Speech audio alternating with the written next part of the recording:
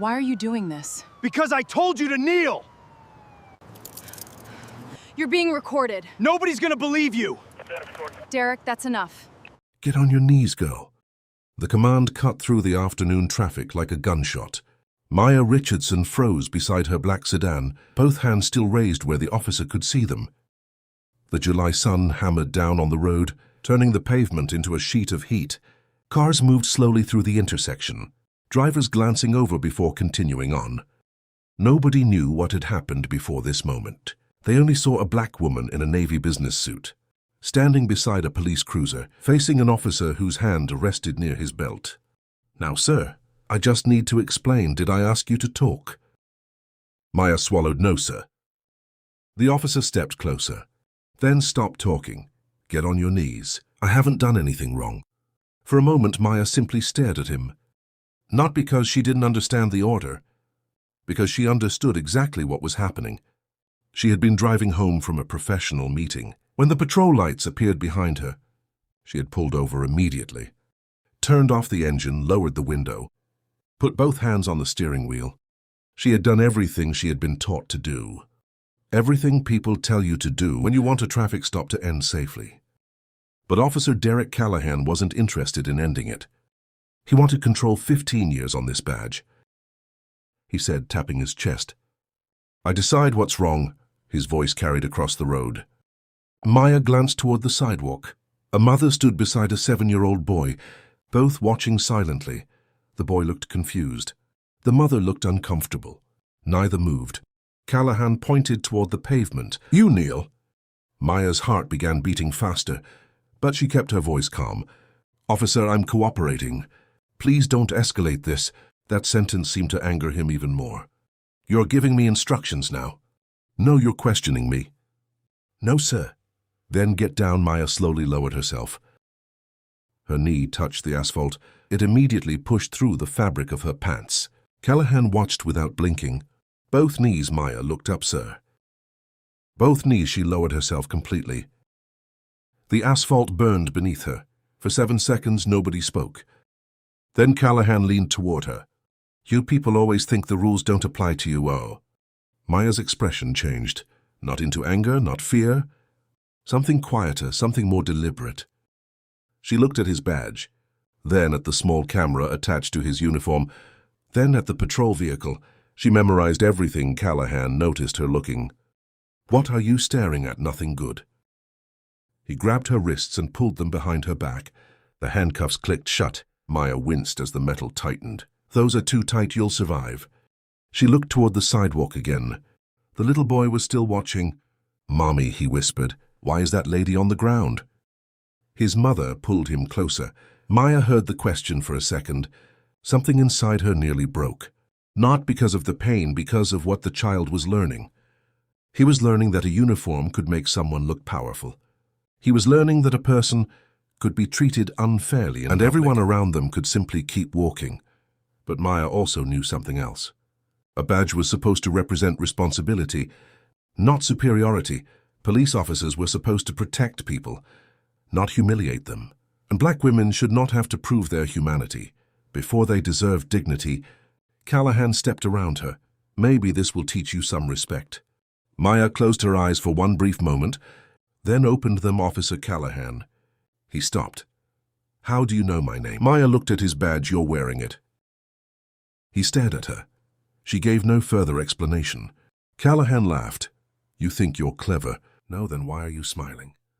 "I'm not." He leaned closer. "You're going to regret making this difficult."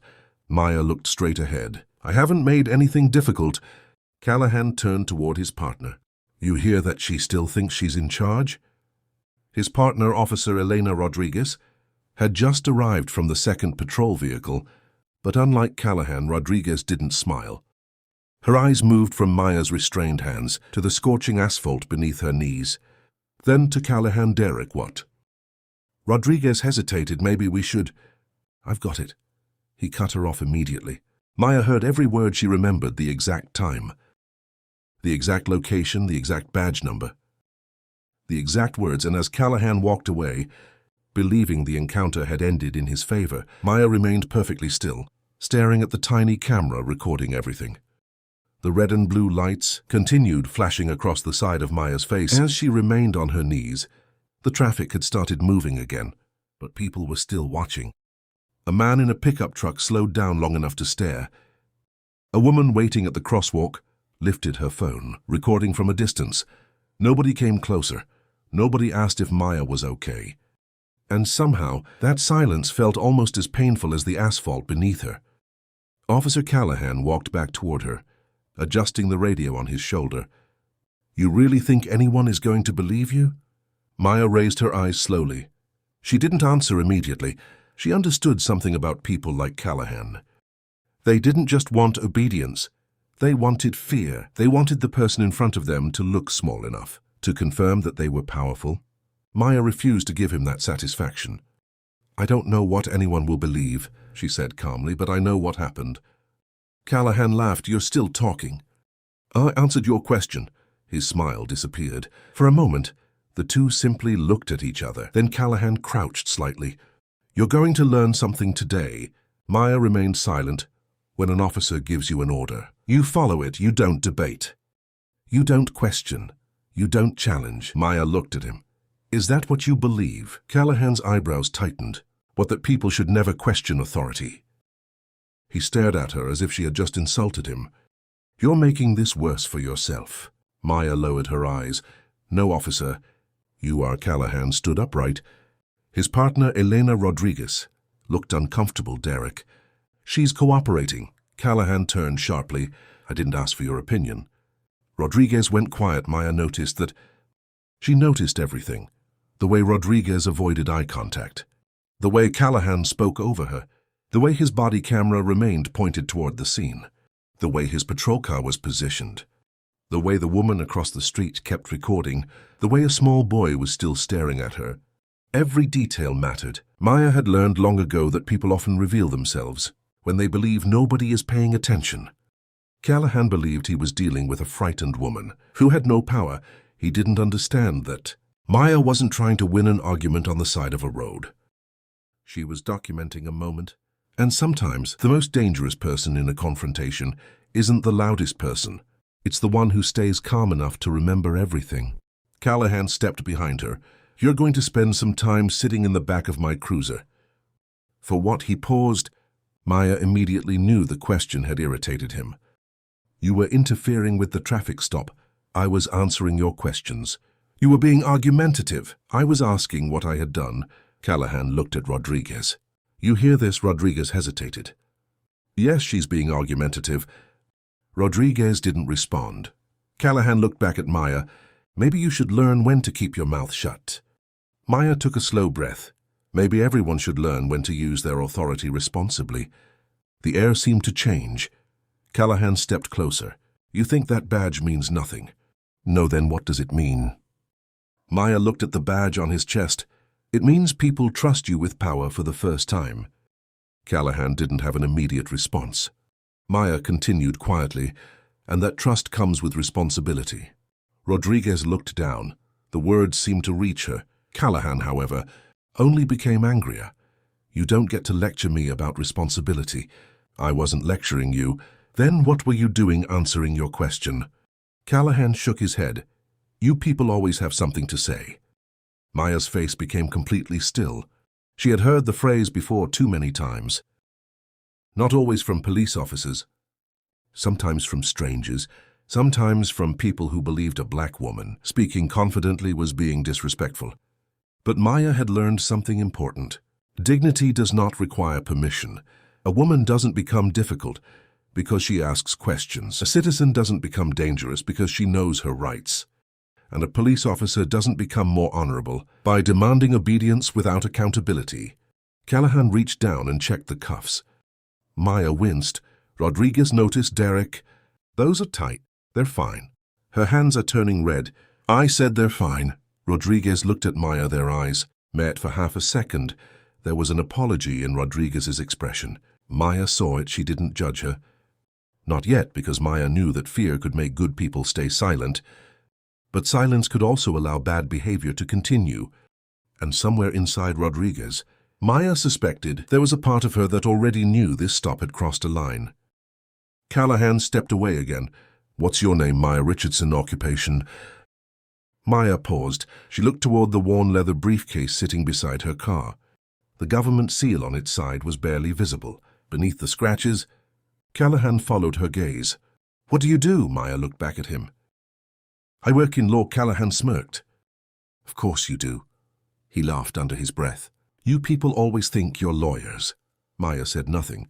That was the moment she decided not to explain.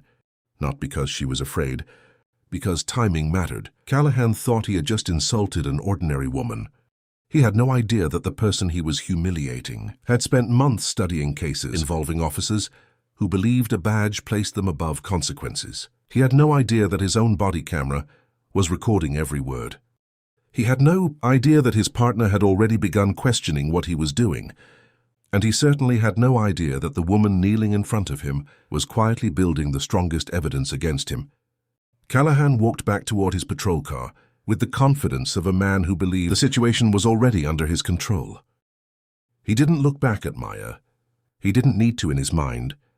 She was just another traffic stop, another person who had learned the hard way that questioning an officer could make things worse. He opened the driver's door, reached inside and spoke casually into his radio control. I've got one female detained for disorderly conduct and failure to comply. Maya heard him. Her eyes narrowed slightly.